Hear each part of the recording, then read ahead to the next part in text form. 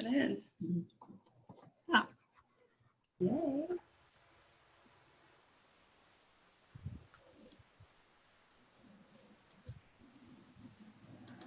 Oh, hi, Ashley.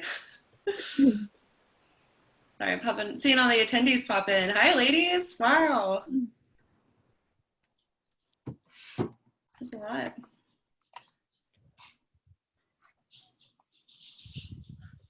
Exciting. Well, I think we're ready to get started. Welcome, everybody. Thank you for joining us today for this webinar on navigating job boards and networking. I'm Laura Nelson. I'm the past president of the Marketing Alliance here in Colorado. I don't know how many people are familiar with the Marketing Alliance, but we used to be BMA Colorado. So we rebranded about a year ago, and we are a professional association for B2B marketers. We try to provide networking and learning opportunities for marketers in Colorado. We're also actively seeking volunteers for 2021 board. So if you're interested, visit our website at themarketingalliance.org/volunteer. We're thrilled to be partnering today with Denver Marketing Mavens on this webinar. Just a little bit about them. Marketing Mavens is a space for Denver women in marketing to support and learn from each other. It was co-founded by Madison Martin and Brandy Koski. There they are. Who are marketing veterans who wanted to create a safe space for women to connect and share resources about the broad and male-dominated world of marketing. The Mavens group is made up of entrepreneurs, interns, social butterflies, wallflowers, creatives, data nerds, and just overall badass marketers. So Brandy and Madison, tell us a little bit about how you both met and started Denver Marketing Mavens. Sure, I can dive into that one. So Marketing Mavens kind of started as an idea in a conference room with a few women, and Brandy showed up right away. And so we connected through Mavens and just found that we really shared the same passion for connecting women marketers with the correct resources and creating a support group. And so from there, Brandy came in with amazing ideas and was just like the most amazing supportive partner in this. And we just grew as much as we could. And it went from 5 women in a conference room drinking boxed wine to now we have a Facebook group with almost 2,000 members. That's great. Yeah. Nice.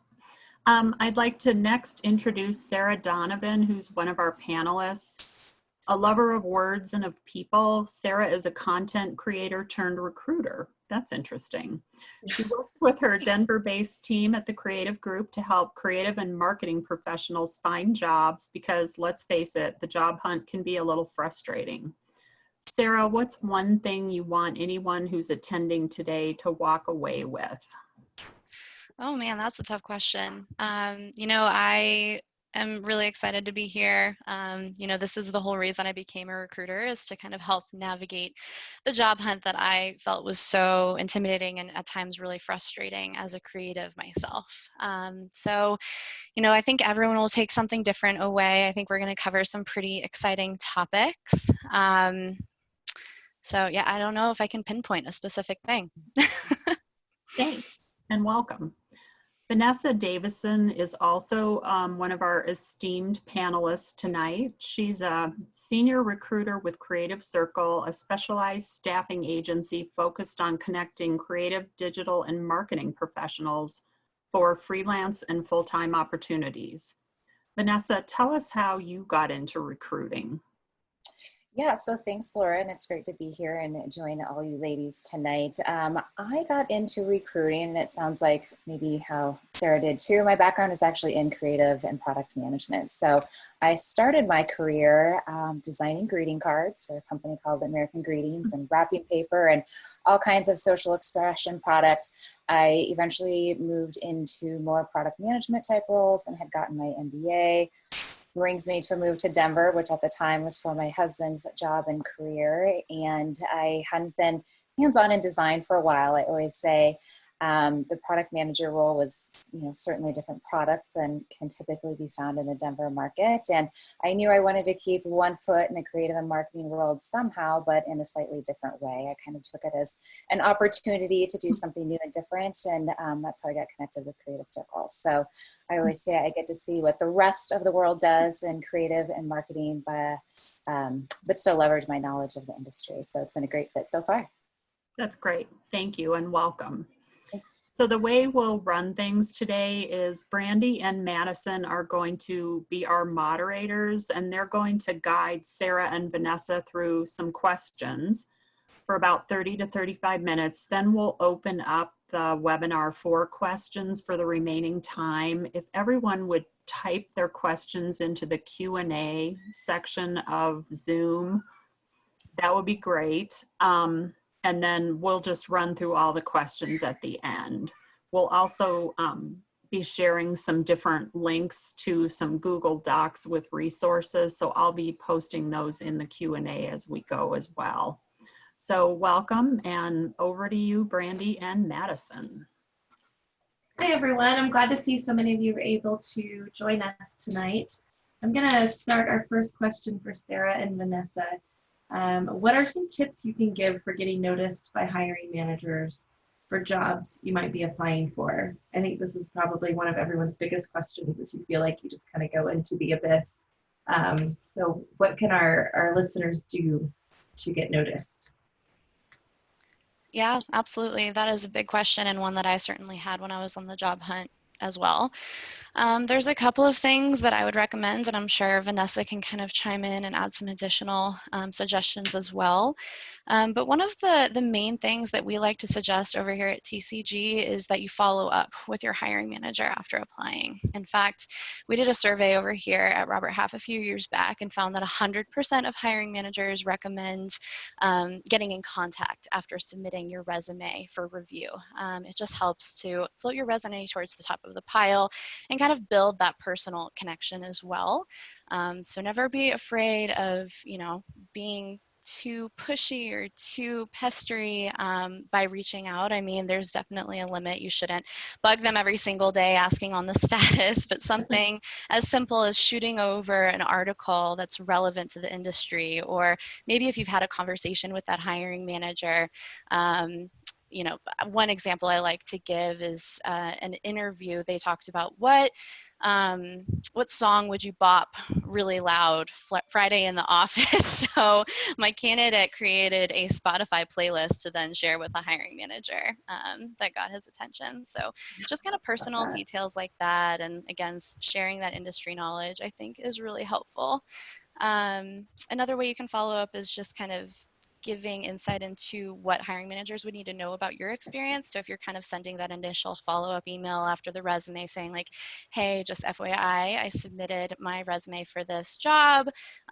Here are a couple of bullets why I think I would be a great fit, and I'm available to start in 2 weeks. I'm actually employed full-time, but looking for something new, and I was really excited about this, or just a simple note like that.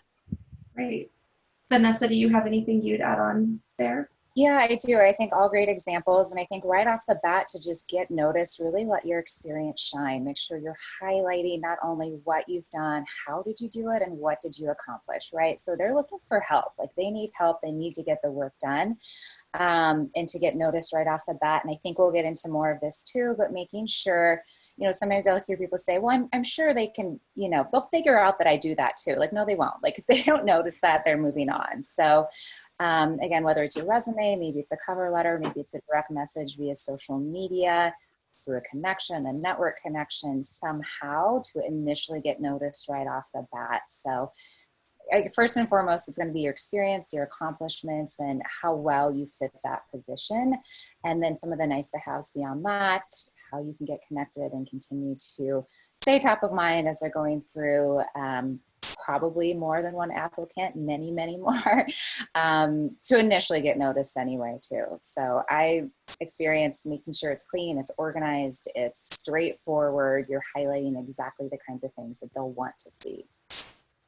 Got it. Those are really great. Yeah. Okay, my question is, what song would you bop to at 5 p.m. on a Friday? Oh God.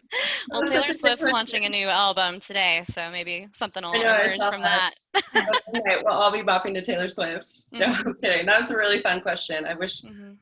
yeah. So the Yeah. real one is, what are three main things job seekers can be doing right now to ensure they're noticed online during a job search? So even before they've picked a company necessarily that they've applied to, what's something they can do to really prep their online presence? Yeah, and I can start with that one. I think first of all, just being there. It's the expectation that you are online. You do have probably a LinkedIn profile. I'd say some of the more social channels, that's your choice. But for a professional setting, I think especially in any marketing jobs, right, you need to be marketing yourself, and that's a great avenue. And again, the expectation will be there. So in case anyone isn't aware of this, within LinkedIn, there's an option you can click that says open to new opportunities, and recruiters sort of on the back end have a special visibility to that. So we can actually see like who's indicated that, yes, I'm open. Maybe they're working, maybe they're not working, maybe they just want to hear about awesome things. So check that out, making sure that that is selected.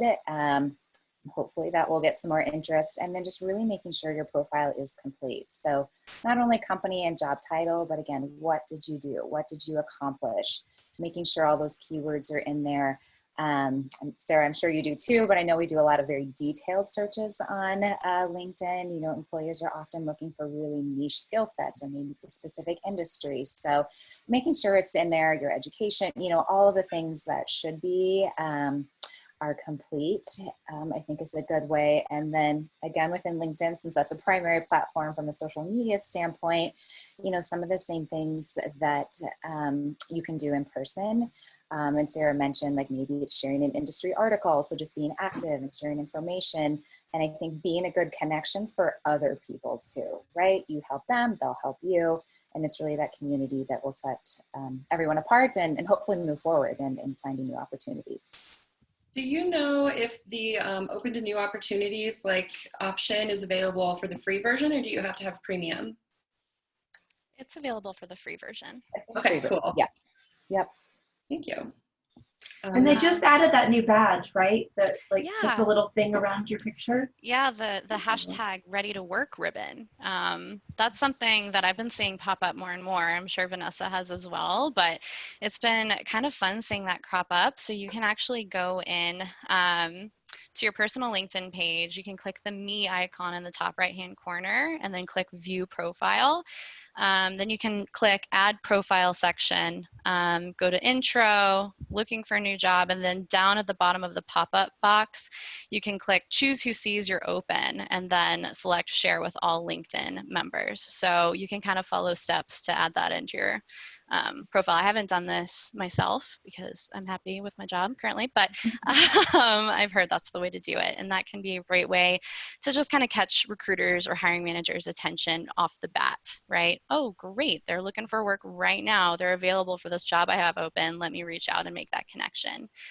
That's really helpful. Thanks for walking everybody through where to find that. Yeah, of course. One more now- thing on the LinkedIn before we move on. Vanessa touched on this as well, but I just want to stress, because I do think it's so important, making sure that your tech skills are on there. You know, if I'm looking for an email automation manager, for instance, and they have to have Marketo, and Marketo is not on your LinkedIn, I'm not going to find you. So you want to be as specific as possible with not just your experience and where you've worked, but specifically your tech skills in there, because that's what recruiters will use most frequently for those keyword searches. Okay, Great. I wanted to add just one more thing too on that real quick with the open to opportunities. As recruiters are searching, we have the ability, say we're looking for that marketing automation manager. I can just filter by only those that have clicked open for opportunities, right? Because that's probably our best bet to find people that are open for new opportunities. So definitely a big miss if it's not marked. Okay, great. I want to go, we're talking about filters, which is kind of nice. So you had mentioned, Vanessa, how you guys really refine and dig in and filter to find who you're looking for. So a question for both of you, any guidance for people to use the filters within LinkedIn or other job boards to kind of narrow into exactly what they want and find that like that true right job. I know that I'm a copywriter and a content strategist, and I can throw those terms into LinkedIn, and sometimes the stuff that comes up is so far away from what I'm actually looking for. How do people kind of, find some efficiency with those filters and searching? I don't know. I have some ideas on this, but honestly, not my main area of expertise, because most of our jobs, obviously, we're working on the client side, and so we're looking for candidates. So that's where most of my filtering knowledge comes into place. But one suggestion I would give is, try to search terms that are not only exactly what you're looking for, right? I mean, Brandy, you're a content strategist, so maybe look up content strategist titles, but also content writer, content creator, copywriter, those sorts of things to kind of catch, different titles and different companies that might not be showing up. And then also target on companies. I think that is really key in the job search as well, is trying to early on, I start identifying companies that are really a good match for you, idealistically in places that you're really excited to work, because then you can kind of filter in and comb through their job boards. I'll also say, shameless plug here, but recruiters like Vanessa and myself are a great avenue for that as well, because we can kind of be that additional set of eyes and ears out there on the job hunt for you and filter in opportunities that are specifically what you're looking for. So, we meet people, nowadays via Microsoft Teams or Zoom, and kind of get that insight into what you're really interested in and what your key skills are, so that we can throw those opportunities your way that are tailored to you. So I would definitely recommend utilizing recruiters, and then, searching those company job boards as well. That's great. And I'll just say, I don't think it's as easy. Titles can vary so much between companies. And I think some companies are getting more and more, I'll call it creative in job titles. Like, you're maybe not a content strategist, you're a storyteller of this and that, so things are just different. So I would say, not only look at titles, but really dig into what are you actually doing. So on a day-to-day basis, again, the software technologies, depending on how much that's involved in your role, I think you have to dig a little bit deeper. Unfortunately, it's not like a one filter, here's my jobs, applied, done.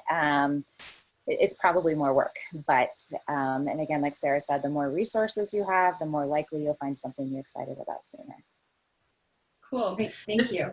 Yeah, this leads really well into our next question. So we really want to discuss what are some possible red flags that you as recruiters see in other job postings that should maybe deter some job seekers from applying. And this isn't to throw any companies or anything under the bus, but sometimes you do get kind of a vaguely written job posting where you're like, ooh, they're not going to find the people they want. What are some red flags that you see?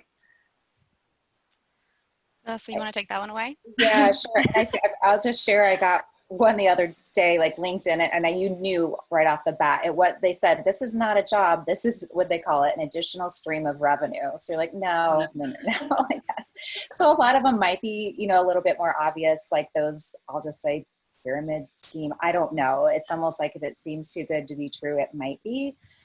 So just do your homework, like look up that company. Do they have a website? All the basics should certainly be there.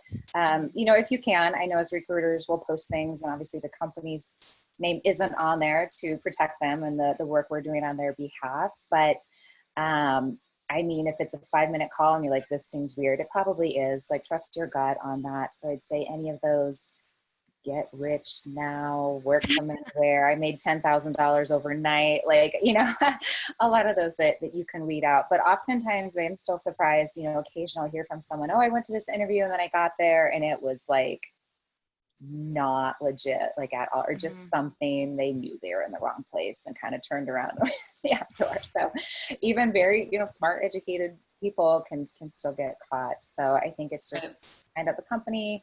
If it is a call, you should be able to ask a few basic questions in the first few minutes that can tell you if it's legit or not. But overall, most of the companies in the Denver area should have their name and their website and, that kind of a thing. You can find out again on LinkedIn or a Google search who else works there. Do they exist? Is this legit? Yeah. Certainly. And I would actually play devil's advocate there a little bit too. You know, I think that there are definitely those jobs out there, you know, as Vanessa mentioned, the get rich quick schemes or kind of the pyramid scheme looking things that you should avoid. You know, some companies will want everything but the kitchen sink and they're paying $10 an hour. So that's another red flag for sure. Make sure the salary is in line with what you're targeting if they've posted it.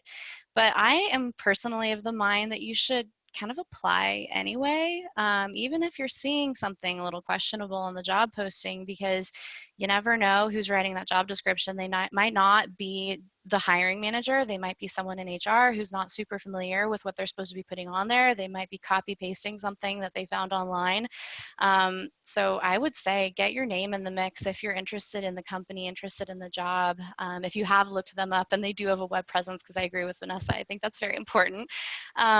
But, you know, at the end of the day, if there is a red flag that's kind of catching your eye in the job description initially, you can always ask about that in the interview and kind of get to the bottom of that or clarify something. So I never think, I mean, if you have the time and you're looking for jobs, it doesn't hurt to get your name out there. You know, more applications, the better in my mind. Great. No, thank you so much, ladies. I'm going to piggyback on that real quick before I ask my next real question. But under the guise of red flags, are there words or language that stand out to you in job descriptions that people should just bail on? Like I read recently something that was like gurus and ninjas, like there's like a weird intensity there that like just maybe. I'm with you on those words, but for whatever reason, there are people that think it makes them seem trendy or something. I don't know. So you won't see me put that in any type of job description, but if that was the only thing that was amiss, maybe they just have a bad copywriter, you know, maybe they just they need help. Maybe they need to hire that. I don't know. They do. Yeah, I would agree with that too. I honestly, you know, I think go ahead and apply, get your name in the mix, any weird verbiage you can ask about or any odd words. And some people want to work for a company that are full of ink-slinging ninjas or WordPress gurus, right? Right. All about the personality. What resources, I would love to hear from both of you, have you identified online or kind of in the real world, whether we can use those right now or not, to kind of help get a resume reviewed or receive job interview tips or even guidance on following up afterward? I think maybe you both have resources to share here. Yes, definitely. And I think, I don't know if Laura, you're still on, you're maybe going to put those in the chat, or I can grab them here too. But I know Creative Circle has a lot of offerings in that area. Our marketing team worked with a lot of our top hiring managers and creative directors and marketing directors and really interviewed them in terms of what do you look for in a resume when you hire people in portfolios, how should they present themselves? And what I really like about some of these resources too is they are specific to the creative digital marketing space. There's a lot of information out there. It's not all applicable to our industry. So I like that this is more targeted. So that's a good start. And I think we'll put those in the chat. Like I said, I can grab them as well. But what I always say too, I'm like, you can ask 10 people, you know, advice on a resume and you'll get 15 answers. So there's certainly a lot of advice out there too. But somewhere I even send people a lot when they're like, oh, formatting, and they're making it into too much. Like Pinterest will give you rough guides. And if you just see how it's kind of done in terms of like the visual piece of it, you know, by no means just copy something, but, you know, literally 10 seconds of looking through something like, okay, I get it. That's how it needs to happen. Mm-hmm. Put your information together. So Canva's a great resource like that too. I mean, Canva, yeah. That's free and you can log in and you can even start with a template, but then kind of move text blocks around to fit. One thing that I would just mention as a side note on the resume, if you're using something like Canva, they'll often come with those kind of like pre-loaded in icons or logos. And anyone who's been in recruiting will recognize that right off the bat as like a catch-all logo that you didn't design yourself. So make sure to customize it. Don't just use the templates that come through. But yeah, I mean, creative group, and I think that that is being shared in the chat. We also have some additional resources to share, similar to the ones that Vanessa was chatting about, just resume guides, interview tips, that sort of things that is customized to the industry. One other thing that we have that you could take a look at is the salary guide. And I think that's always really fun to look through because it gives kind of industry averages depending on market for whatever role you are interested in or applying for. So you can see like, oh, I'm a graphic designer. I have 5 to 7 years of experience and I'm located in Denver. What is kind of the good data? What can I be measuring myself against?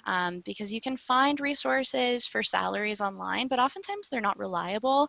I'll get a lot of candidates coming my way and saying, oh yeah, I saw, 80K on Glassdoor as an average for what I should be making. And I'm like, whoa, maybe do a little bit more deeper dive into that just to kind of see where you should be. Obviously, there's going to be outliers for companies that can pay a lot higher and then companies with the slimmer budgets. But I think, having some knowledge on where you sit salary-wise and how to tackle those conversations can always be helpful too. Great. And for everybody on, we did drop the links in the chat. Laura shared those and Vanessa drops them in there too. So that's where everything is kept for now. And we'll send these afterward as well. So thank you so much for those resources. So my next question, it kind of circles back a little bit to LinkedIn. So I know we were kind of really talking high level what job seekers can do to really stand out online. It of course always comes to LinkedIn usually. Can you talk about having your profile rank higher on LinkedIn? Is that a thing that can come up for recruiters? Yeah, all the time. I mean, we're often looking at like I said, and like Vanessa said, the candidates who have the most experience listed in their LinkedIn profile, because ultimately, if you have all of the information there, it's easy to find. It's going to pull up higher on the list when we're typing in those keywords. So that is really at the base of all of it. Just make sure that you're putting in your key experience for every job that you've worked, bullets that identify your ROI and how you've brought value to the company, bullets that go through your tech skills. And, if you are a marketing automation manager that's used Marketo or Salesforce or a graphic designer that has Sketch, we want to make sure to highlight those things. And as we mentioned, open to new opportunities, make sure you have that box checked if you're looking. Another thing I'll note on the LinkedIn thing, and I'm sorry, I'm kind of going in a circle here, but recruiters will message people on LinkedIn when they have a job open or they're looking to reach out and make a connection. It's always important to accept those messages, even if you're not looking or interested in that role at that time. If you hit decline on that message, it means that that recruiter is unable to reach out to you again. Even if, 3 weeks down the line, something changes in your job search and you're looking again, well, maybe this recruiter has an awesome resource or an awesome job that's just for you, but they won't be able to contact you. So just hitting accept, building that connection, saying, hey, this doesn't sound super interesting to me, or, I'm actually not looking right now, but I'll reach out again when I am. That is really helpful too, just for kind of keeping your online presence and maintaining those connections. Okay. Can we dive a little bit deeper as well into keywords? So you mentioned having your LinkedIn profile filled with keywords. Is that all software related, or what other keywords can they put in their LinkedIn? Yeah. I mean, I'm like, it's 2020. I don't need to tell people I can use Microsoft Word, right? Right. Right. And I agree with that. That's not something that we're going to be looking for unless we're looking for like a word admin or something like that. But that's a very specific skill set. So no, I don't mean just tech skills. That's why I say kind of build out your experience, talk about your job functions, your duty, the ROI that you brought in with the company. If you had any direct reports and you were a manager, just kind of getting those like manager titles in there, or copywriting or creative direction or what have you. Kind of those soft skills as well can play into the tech skills. But just me personally as a recruiter, I mean, I'll typically look for the function, you know, say it's a marketing automation manager or it's a copywriter or what have you, and then I'll look for the tech skills in the search that are required for the job. And then I'll kind of filter through and look more in depth at the profiles that pop up. So I do think tech skills are the most important. I mean, maybe secondary to title, but yeah, there's definitely other things you can throw in there as well. Cool.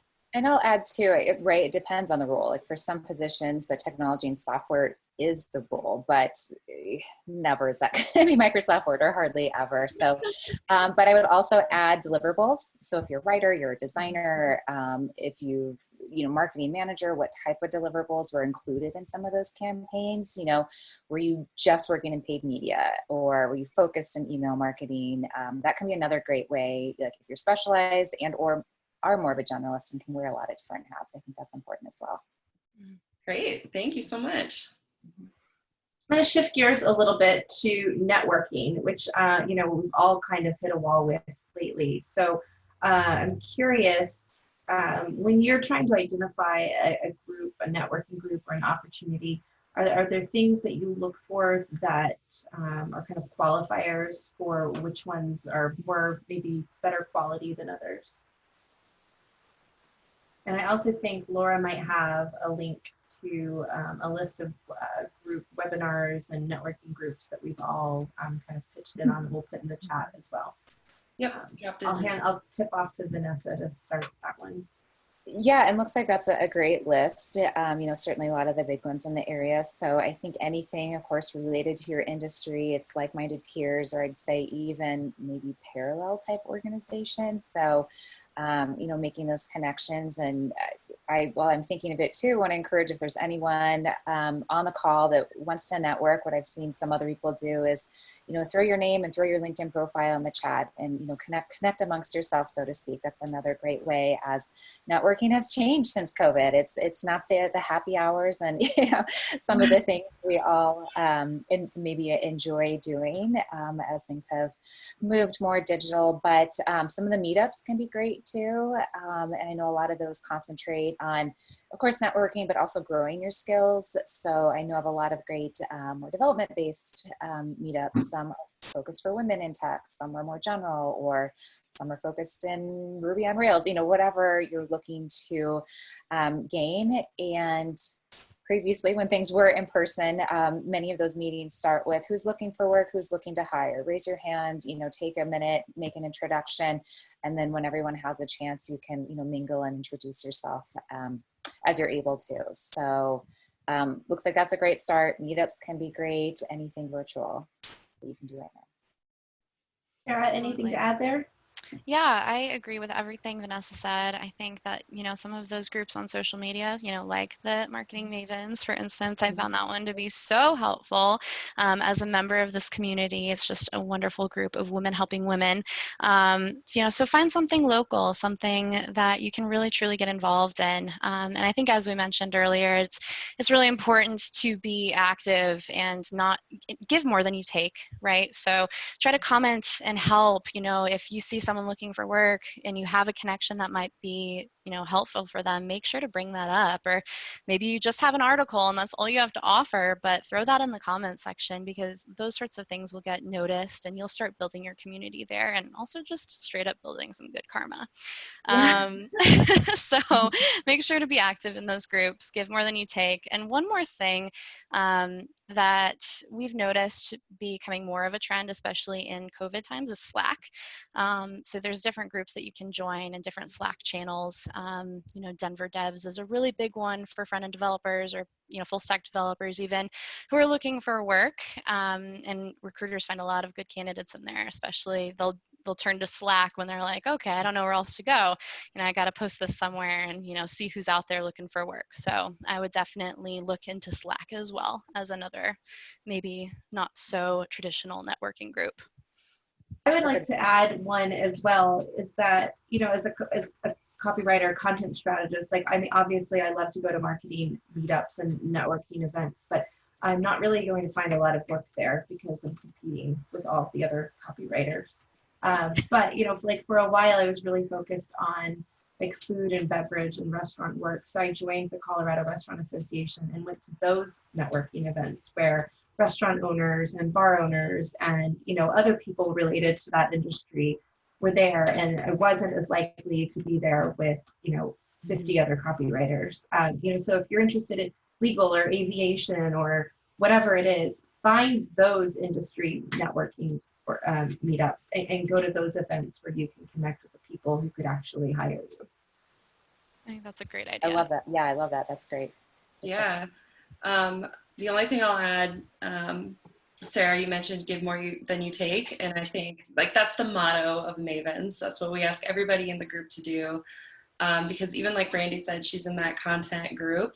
Even though she's not going to find work there, I guarantee she's making connections. So if people have too much work and need to offload, they know somebody. So it's that good karma will really take you far in your career if you're just in groups helping people. Because everybody here is an expert, whether you're your first year or your 20th year. You're an expert in something. So never feel shy about posting. Okay, I'll get off my platform there. You kind of dipped your toe into this a little bit, Sarah, in terms of like looking on Slack, but what other job boards or other ways do you personally recommend people look for jobs? So outside of LinkedIn or Indeed, how else can they find opportunities? That's a really good question. And as Vanessa mentioned earlier, I mean, there's so many avenues out there. Sometimes it can get a little overwhelming. And I feel like finding the right job does take quite a bit of digging. So it might be a little frustrating at times. But, just keep combing them and you'll find something. I do think it's really important to focus more on local job boards. So a couple of my favorites for creatives include Built in Colorado. The job before this one I actually found through Built in. So lots of good startups local to Denver and Colorado there. Denver Ego Test, that's a big one. A lot of people are familiar with it. Andrew Hudson's job list, and the list goes on. And we are sharing that list in the chat as well, so you guys can have access to it. One other thing, I'll just plug again, recruiters, we have access to a lot of jobs that you might not be seeing on the job boards, and we'll post the jobs that we're working on as well. So I would recommend, maintaining a relationship with one or two more recruiters, just kind of keeping a pulse on the market and finding those jobs that might be the right fit for you, maybe even before they're posted. So all good ways to kind of be proactive in the search there. Great. Yeah. And I'll also add alumni networks. So even if you didn't go to school here and you are here, I think through LinkedIn, you should be able to find that too. So if there is a company or organization you have your eye on, check and see. You never know. Maybe there's an alumni there. And, even if you obviously don't know that person, it's usually a pretty strong lead and everyone's willing to help out. So consider that as well. Definitely. Cool. Since we are all locked down and we can't go to these awesome networking events together and shake hands, who's going to shake hands again? I'm never shaking hands again. Yeah. I might give you a friendly nod. How do you recommend people right now either make or maintain those connections when you can't go meet for a coffee or go to an event? Yes. So I think we've talked about social media a lot, and I will actually throw this out to our attendees as well. If anyone's had good luck with other avenues, there's a few things I can think of, offering to do a virtual coffee, so to speak, with someone, even just as an informal interview, like, hey, I'd like to pick your brain. I'm trying to get into this field. I see you're an alumni. I've heard, other candidates say they have pretty good success with that. Like people are looking for a break, and as much as there may be a bit of Zoom fatigue, maybe someone just wants to take 10, 15 minutes out of their day to connect as well, really help someone. So I'd say, that's an avenue outside of social media. I'd like to think there are still other avenues, hopefully, on that kind of a thing. And Sarah, if you have any other suggestions or things that you've heard be successful for candidates, love to hear that too.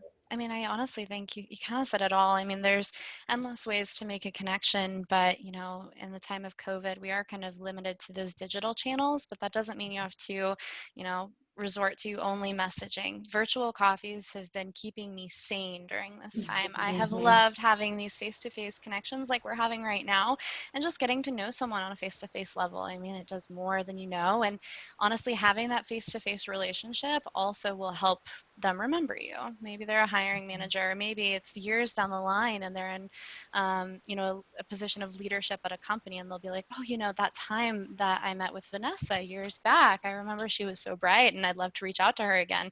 So kind of having those virtual coffees, I agree. Again, giving more than you take in those social media groups, and then just leaning on friends and family as well. I feel like you can't underestimate who you know already. Putting feelers out to your friends like, hey, I saw this position over at North Face and I am really interested in it. Dream company. Do you have anyone you know who works there? Or, even just, maybe a senior copywriter I could reach out to for mentorship or what have you. And then, you can do something cute like buy that person a $5 Starbucks gift card or something that you can send over email to thank them for their time, since we can't go to lunch and you can't treat them right now. So, Right. I definitely second the follow-up, whether it's an email, a handwritten thank you note, the gift card. I mean, I cannot tell you the number of times I've done like the give you half an hour to let you pick my brain and then never hear from that person again. But the ones that follow up with even like a $5 or $10 gift card to Starbucks is really nice, but just the note that like acknowledges the time and what was given is incredibly appreciated. Yep. Preach. I feel the same. Always send a follow-up. Okay, so we're almost on time for our panel, so I'm going to do one more question, and then we'll jump into Q&A. So everyone in the audience, if you have questions, go ahead and drop them in that Q&A box. So Vanessa and Sarah, we're going to kind of talk marketing specific, but I do think this question could kind of help open ideas for people in other industries. But what's the best way for different marketing professionals to showcase their work or portfolio? And that's kind of a broad question, but do you have any examples specifically for, say, a graphic designer, a copywriter, maybe a brand manager? This is a really good question, and honestly very personalized to the individual. I mean, there's endless ways to showcase your work online. I do think that having an online presence, a website, a portfolio that's truly your own and not one of those kind of, I'm hypocritical here because I used Contently a lot as a content writer, which is great, but I think going that extra step and really having like sarahdonovan.com or something that's branded to you not only helps your professionalism and your presence online, but also helps your searchability. Everyone's going to Google you when they're considering you for a job. So you want to make sure that instead of that, embarrassing wedding photo from 3 years ago, it's a website that pops up first that you can really showcase your professionalism. Websites are also a great way to also put your resume, LinkedIn, contact information, that sort of thing. So regardless of if you actually have a creative discipline like graphic design or copywriting, I do think that it might be a good idea to have a website like that. In regards to specific examples, I mean, just making sure your work is clean and easy to access. It is so frustrating. I know sometimes the passwords are unavoidable for NDA work, but having some sort of visual presence where people can get to know you and get to know your work, even if a lot of your work is under that password protected stuff. For social media managers, making sure that you're getting screenshots. I've met so many talented social media managers who have all of the numbers to show, and they can say, oh, I increased following from 20,000 to 50,000 in a month. And that's great. That's really impressive. And it makes me want to talk to you. But if I am a hiring manager and I'm looking for a specific type of aesthetic or voice, I'm going to want to see those samples and those screenshots. So ensuring that you have that sort of thing. For brand managers, that's a little tough. Brand manager can mean so many different things. It's hard to pinpoint exactly what they'd be asking for. But, like I said, just kind of having a general web presence, a way where you can showcase, maybe you have a blog and something that you're interested in, or maybe you have a case study for a brand that you're able to share and examples of the branding initiatives that you put together. That can always be helpful as well. I'm sure there's way more to cover on that. So Vanessa, do you have any other ideas there? Yeah, along the same lines, and I think for you'd asked about broader marketing, I think case studies are a great way to do that. So, and in that format, what I recommend a lot. So, starting with what was your strategy? What are all the insights and research that led to developing that strategy? What were the tactics that you're using to execute? And then any of the actual execution. So, if you have those screenshots, or if part of it was an email campaign, anything visual. We're all visual in some parts. So even if you work with a designer to execute, but again, just led from a strategic standpoint. And then how did it do? What were your KPIs? What did you achieve? What did you accomplish? And then, yeah, any of those metrics you can share. So I know some of that probably gets into more proprietary type information. Maybe you can only share in an interview or in person or password protected. That's another great solution. But again, I know on the Creative Circle website, the same thing, the social media manager role, and I think it might still be our most viewed blog post is what does that mean? But as that's being commonplace, like Sarah said, how can you put that together? Screenshots are great. You never know what's there one day can be gone tomorrow. And in general, I encourage everyone to save as much as you can in terms of your work. You never know when you might need it. Great. I love that. Things that really stood out to me was, making it clean, easy to access, really taking screenshots and documenting. I love that. One little thing to piggyback on, for those that are just starting out brand new, say they graduated college 6 months ago, but they don't have the budget to maybe buy a domain, does it really matter if it's, madisonmartin.wix, or you just want to see something online? No, I wouldn't say so. I mean, I think there might be some picky hiring managers out there, but I don't think anyone's going to ping you for using one of those free domains in there, as long as it's a clickable link that we can access. Free access, right? Good. Mhm. I just wanted to waive any doubts. If there's any attendees right now that are like, oh, I can't really buy a domain. Doesn't matter. Get something online. Completely agree. And I love Contently for the, whatever the free version is. And I tell people it's usually sufficient. If we need additional samples, or it's important to pull more for a particular reason, we can always, as a recruiter, include that individually as well, but at least get something out there. And have that kind of presence. And right, like most content people aren't also web designers, or maybe aren't comfortable in that space. So don't worry about it. Like, let someone else. There's people that are great at that. Let them do that. Just really focus on your content. So great. Thank you so much. So we're going to open back up to Laura, and she's going to go through the Q&A right now. And if you still have a question, go ahead and drop it in there. Yes. We've got about 3 questions. The first one goes back to that discussion around using titles like guru and ninja. The person is asking, I find that tech or startup companies tend to use those guru, ninja, or wrangler titles. But I'm hearing that you would suggest adding a more traditional title like administrator or director of whatever. Correct? Yeah, so this is one thing I want to stress too. There's never any hard and fast rule when it comes to the resume or cover letter. What works for one person might not work for you. What's interesting and catchy to a hiring manager is completely different across the board. So I will admit, I used the phrase ink slinging ninja in a cover letter several years back, but I got the interview. So it was for a startup tech company. I could kind of tell in their personality that would fly. Now that I'm looking back at it, there's probably much better ways to be clever and creative and showcase your talents rather than using a cheesy title like that, because they're kind of a dime a dozen at this point, and people are going to see right through them. You're not actually a ninja, are you?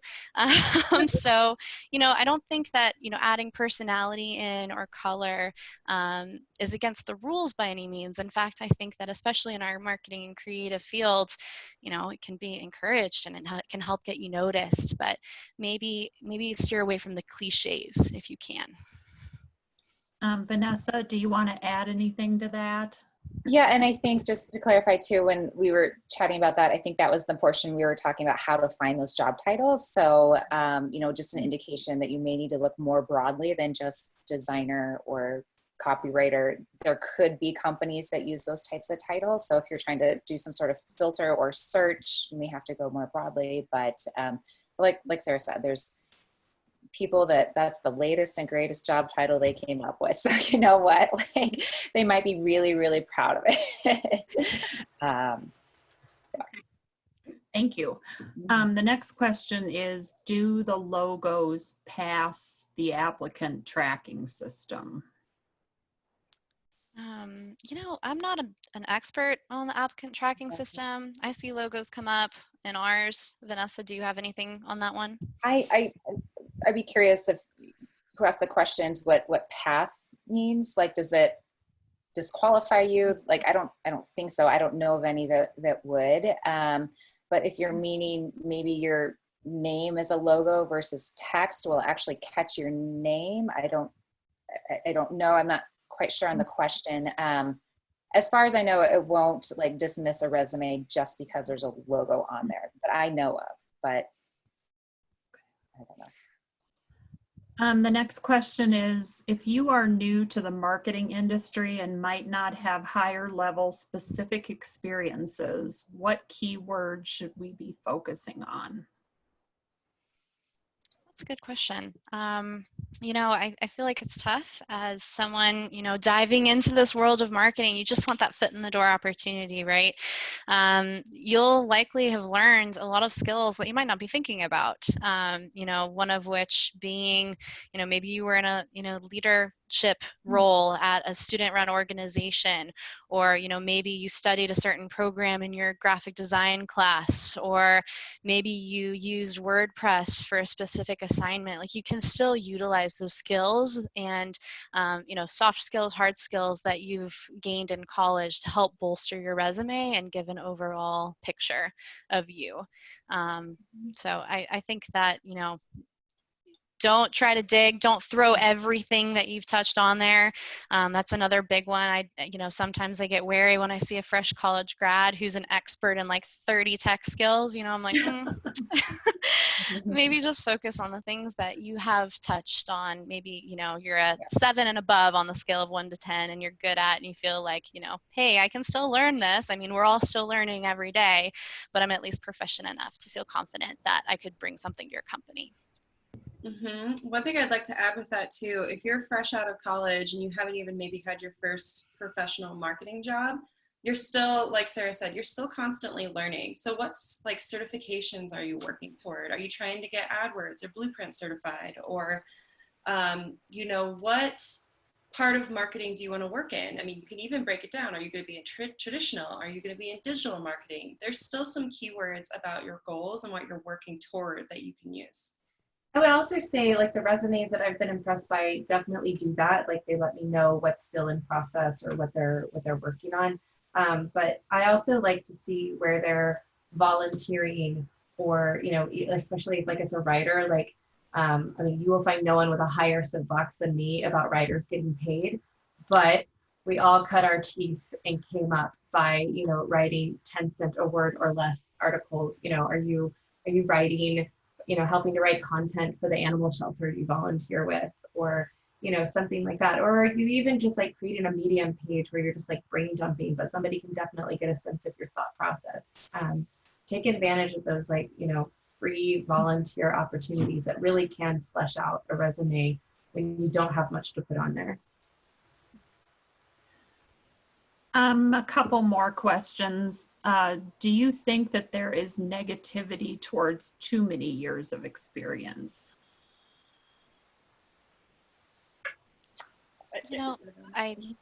Sorry, go ahead, I Vanessa. don't know. I mean, maybe, I guess there's always that potential. I know I would generally recommend going back 10, maybe 15 years on your resume. I don't think much beyond that, because one, it's not as recent and relevant, and so much has changed. So I think you can certainly tailor your resume so you don't need to include, if you've been working for 25 years, you don't need to include your first job out of college, perhaps. And it depends on what you're applying for. Like, if it's a marketing coordinator job and they want someone with maybe a fresh college grad or 1 to 2 years of experience, they just are like, this person's going to get bored, or they'll leave the first chance they get, or, that's really entry level. So it still needs to be a fit, right? Just like if if they need someone that has 15 years of experience, well, that new college grad probably that's not going to be the person that gets the job too. So yeah, I don't know if that's a decent answer. I guess there is always that chance, but I think if that's something you're worried about, you can adjust your resume accordingly. How do you highlight your experience if there was not a measurable ROI to the company? I think that, measurable ROI data, it's always great, but that's not your only accomplishment at the company. Interesting campaigns that you've worked on that you maybe, contributed a lot to, or somewhere where you kind of took it and ran with it. I met with a graphic designer recently and she was like, this was my idea, and she pulled some really cool content and things that I know that company will use for years to come. So, it doesn't have to be numbers driven. Even things that you've learned at that job, think back to, what did I really take away from this? What is it I would tell my friend about this job that I'm really excited about? Those are all kind of interesting ways to add sparkle to your resume when you maybe don't have those numbers. I would also say, just like, if you're a content creator, for instance, giving an idea of, how many blog posts you're writing per week, or, how many clients you're working with if you're an account manager, or even how big your team is. Do you have direct reports? How many? Those can all be kind of interesting ways to flesh out and make your resume read more like a person and less like a job description. Yeah, to kind of piggyback off of what you said about direct reports, if you were a manager or a leader somehow in your organization, what did you do? Did you grow that team? Did you introduce new programs? Did you streamline a process? I think showing how you work with your team as well is important to highlight. And then I think this may be the last question. So if anybody's holding back, gush it out now. Do you have any tips for reaching out to people you may not be directly connected to on LinkedIn for when looking for a referral for a position or to be connected to someone they know? Would you mind repeating the question? I'm so sorry. I don't feel like I heard it well. Sorry. Any tips for reaching out to people that you're not connected to on LinkedIn when you're looking for a referral for a position, or you want them to connect you to someone they know?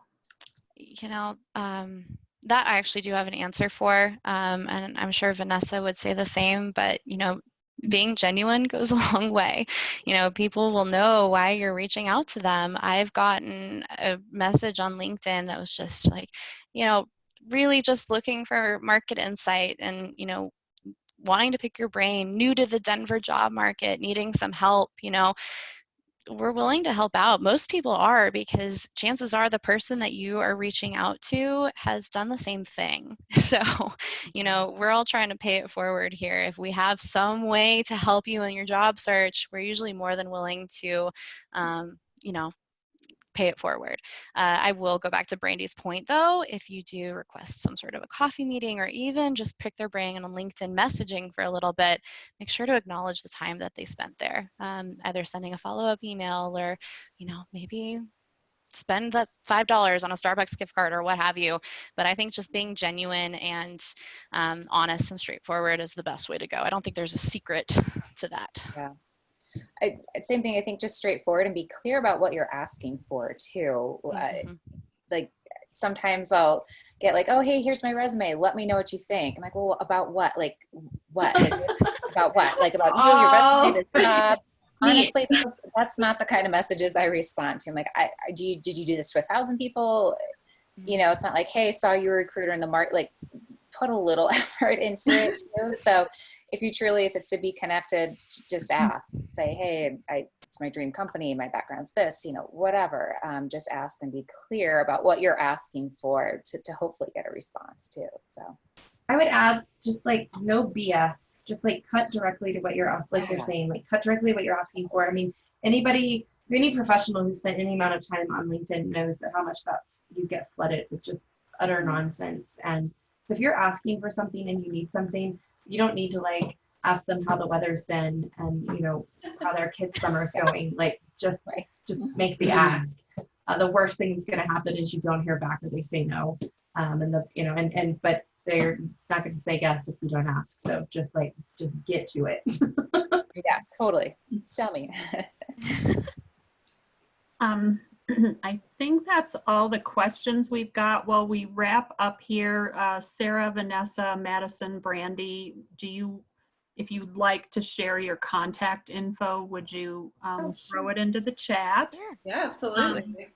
I do want to extend a huge thank you to all of you, Sarah and Vanessa. I think everybody learned a lot. So we really appreciate your time. And Madison and Brandy, you could be professional moderators. Yeah. Oh, shucks. Thank you. Yeah. Thank you. And then I will just make a shameless plug for the Marketing Alliance. We are offering quite a few free webinars coming up. We've got another job seeker webinar coming up on how to motivate yourself to navigate the job market in today's world. We also have one on Agile social media marketing. I wonder if Agile's one of those buzzwords. Anyway, thank you everybody for attending, and again to our speakers and moderators. Thanks Bye, everyone. everyone. Thanks Have a good everyone for night. being here. Thank you. Thank you. Thanks for coming.